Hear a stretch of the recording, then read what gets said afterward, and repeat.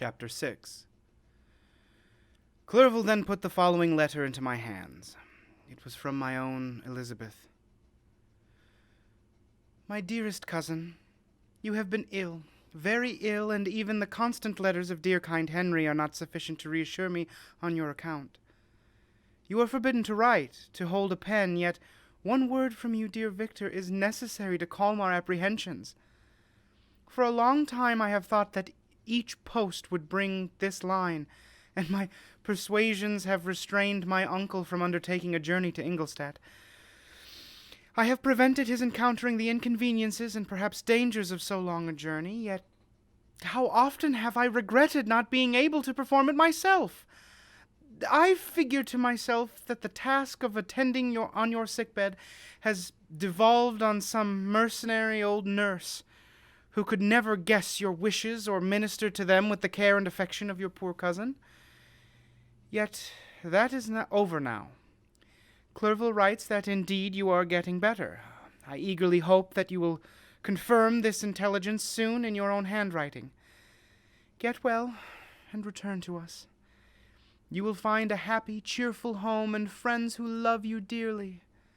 Your father's health is vigorous, and he asks but to see you, but to be assured that you are well, and not a care will ever cloud his benevolent countenance. How pleased you would be to remark the improvement of our Ernest. He is now 16 and full of activity and spirit. He is desirous to be a true Swiss and to enter into foreign service, but we cannot part with him, at least until his elder brother returns to us. My uncle is not pleased with the idea of a military career in a distant country, but Ernest never had your powers of application. He looks upon study as an odious fetter. His time is spent in the open air, climbing the hills or rowing on the lake. I fear that he will become an idler unless we yield to the point and permit him to enter on the profession which he has selected. Little alteration, except the growth of our dear children, has taken place since you left us. The blue lake and snow-clad mountains, they never change, and I think our placid home and our contented hearts are regulated by the same immutable laws. My trifling occupations take up my time and amuse me, and I am rewarded for my exertions by seeing none but happy, kind faces around me. Since you left us, but one change has taken place in our little household. Do you remember on what occasion Justine Moritz entered our family? Probably you do not. I will relate her history, therefore, in a few words. Madame Moritz, her mother, was a widow with 4 children, of whom Justine was the third. This girl had always been the favorite of her father, but through a strange perversity her mother could not endure her, and after the death of Monsieur Moritz, treated her very ill. My aunt observed this, and when Justine was 12 years of age, prevailed on her mother to allow her to live at our house. The republican institutions of our country have produced simpler and happier manners than those which prevail in the greatest monarchies that surround it. Hence there is less distinction between the several classes of its inhabitants, and lower orders, being neither so poor nor so despised, their manners are more refined and moral. A servant in Geneva does not mean the same thing as a servant in France and England. Justine thus received in our family learned the duties of a servant, a condition which in our fortunate country does not include the idea of ignorance and a sacrifice of the dignity of a human being. Justine, you may remember, was a great favorite of yours. I recollect you once remarked that if you were in an ill humor, one glance from Justine could dissipate it, for the same reason that Ariosto gives concerning the beauty of Angelica. She looked so frank-hearted and happy. My aunt conceived a great attachment for her, by which she was induced to give her an education superior to that which she had at first intended. This benefit was fully repaid. Justine was the most grateful little creature in the world. I do not mean that she made any professions. I have never heard one pass her lips, but you could see by her eyes that she almost adored her protectress. Although her disposition was gay and in many respects inconsiderate, Yet she paid the greatest attention to every gesture of my aunt. She thought her the model of all excellence and endeavored to imitate her phraseology and manners, so that even now she often reminds me of her. When my dearest aunt died, everyone was too much occupied in their own grief to notice poor Justine, who had attended her during her illness with the most anxious affection. Poor Justine was very ill, but other trials were reserved for her. One by one, her brothers and sister died, and her mother, with the exception of her neglected daughter, was left childless. The conscience of the woman was troubled. She began to think that the deaths of her favorites was a judgment from heaven to chastise her partiality. She was a Roman Catholic, and I believe her confessor confirmed the idea which she had conceived. Accordingly, a few months after your departure for Ingolstadt, Justine was called home by her repentant mother. Poor girl, she wept when she quitted our home. She was much altered since the death of my aunt. Grief had given softness and a winning mildness to her manners, which had before been remarkable for vivacity. Nor was her residence at her mother's house of a nature to restore her gaiety. The poor woman was very vacillating in her repentance. She sometimes begged Justine to forgive her unkindness, but much oftener accused her of having caused the deaths of her brothers and sister. Perpetual fretting at length threw Madame Moritz into a decline, which at first increased her irritability, but she is now at peace forever. She died on the first approach of cold weather, at the beginning of this last winter. Justine has just returned to us, and I assure you I love her tenderly. She is very clever and gentle and extremely pretty, as I mentioned before. Her mien and her expression continually remind me of my dear aunt.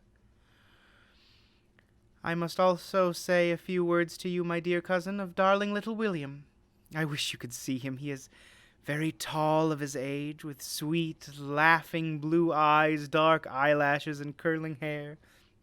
When he smiles, 2 little dimples appear on each cheek, which are rosy with health.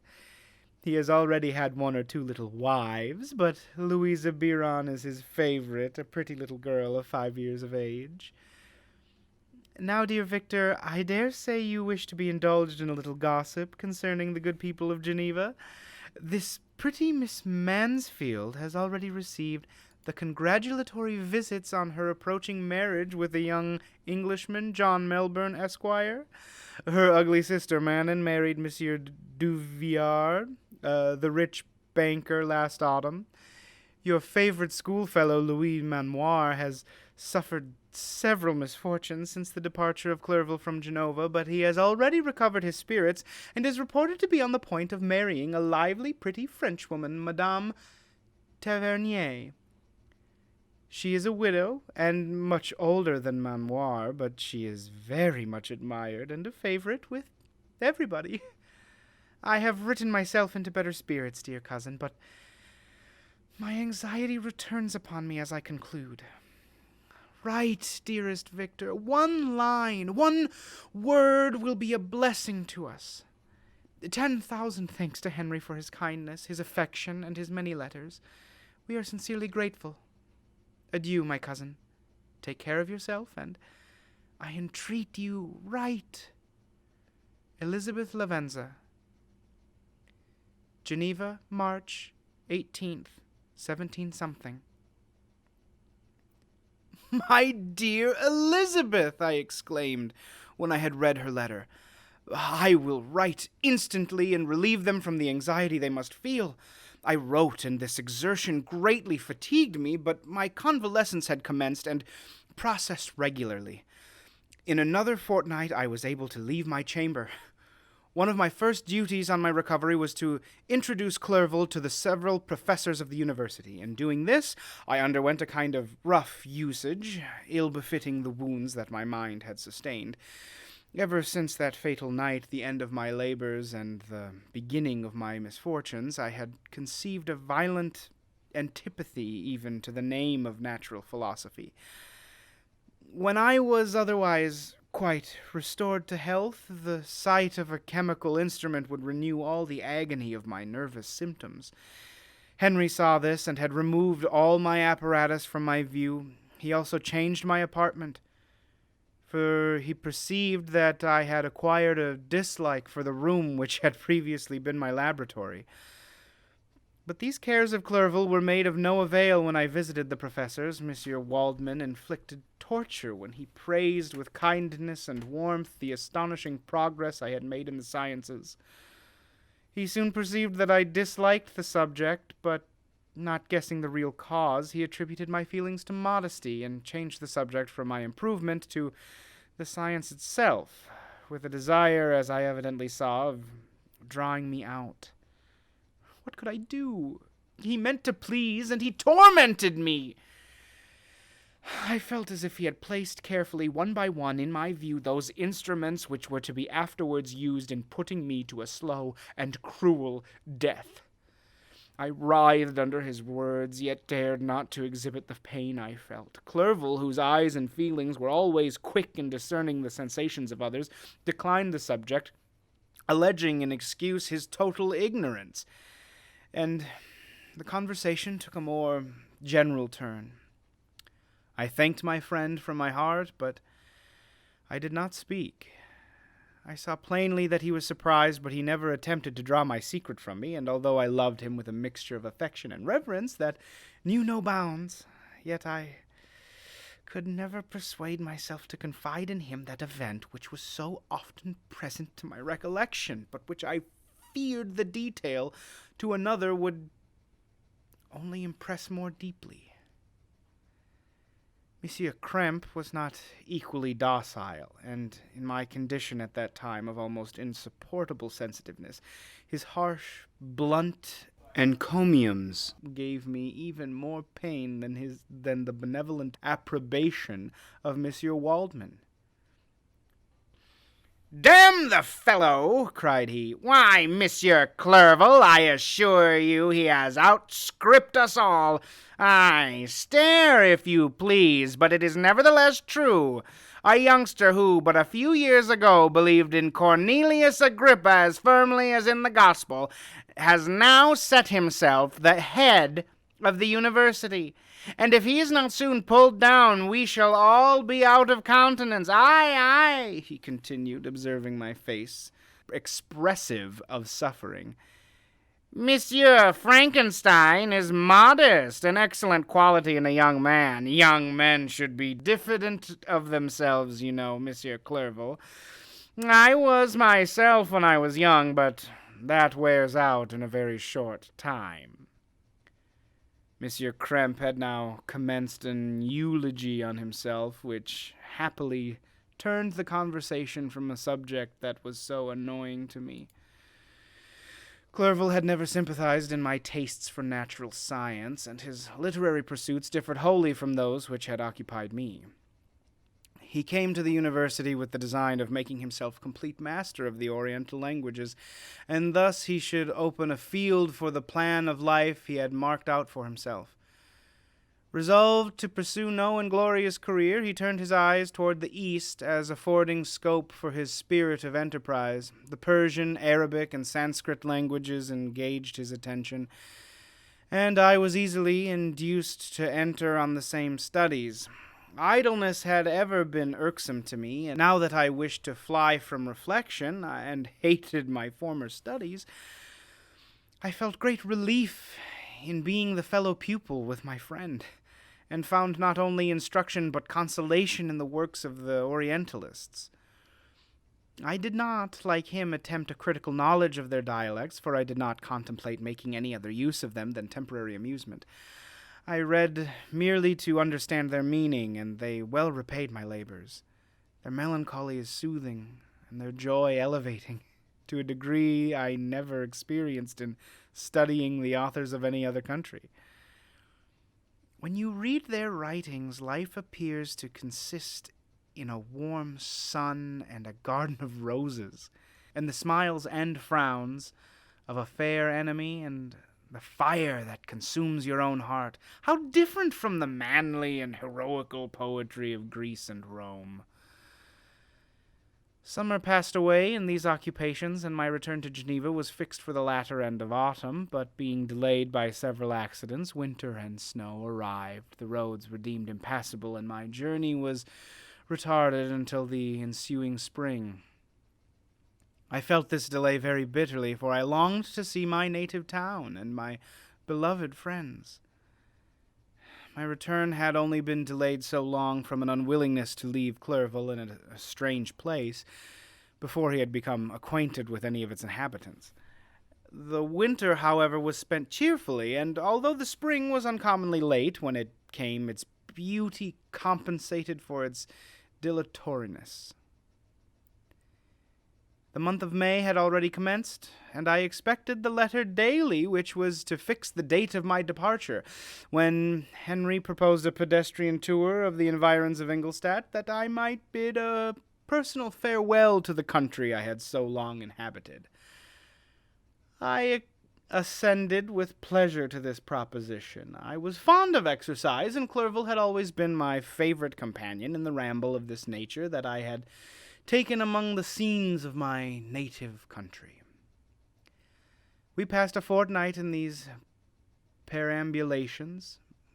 My health and spirits had long been restored, and they gained additional strength from the salubrious air I breathed, the natural incidents of our progress, and the conversation of my friend. Study had before secluded me from the intercourse of my fellow creatures, and rendered me unsocial. But Clerval had called forth the better feelings of my heart, and he again taught me to love the aspect of nature and the cheerful faces of children. Excellent friend, how sincerely you did love me and endeavor to elevate my mind until I was on a level with your own. A selfish pursuit had cramped and narrowed me until your gentleness and affection warmed and opened my senses. I became the same happy creature who a few years ago, loved and beloved by all, had no sorrow or care, when happy, inanimate nature had the power of bestowing on me the most delightful sensations. A serene sky and verdant fields filled me with ecstasy. The present sensation was indeed divine. The flowers of spring bloomed in the hedges, while those of summer were already in bud. I was undisturbed by thoughts which during the preceding year had pressed upon me, notwithstanding my endeavors to throw them off with an invincible burden. Henry rejoiced in my gaiety, and sincerely sympathized in my feelings. He exerted himself to amuse me while he expressed the sensations that filled his soul. The resources of his mind on this occasion were truly astonishing. His conversation was full of imagination, and very often, in imitation of the Persian and Arabic writers, he invented tales of wonderful fancy and passion. At other times he repeated my favorite poems or drew me out into arguments which he supported with great ingenuity. We returned to our college on Sunday afternoon. The peasants were dancing, and every one we met appeared gay and happy. My own spirits were high, and I bounded along with feelings of unbridled joy and hilarity.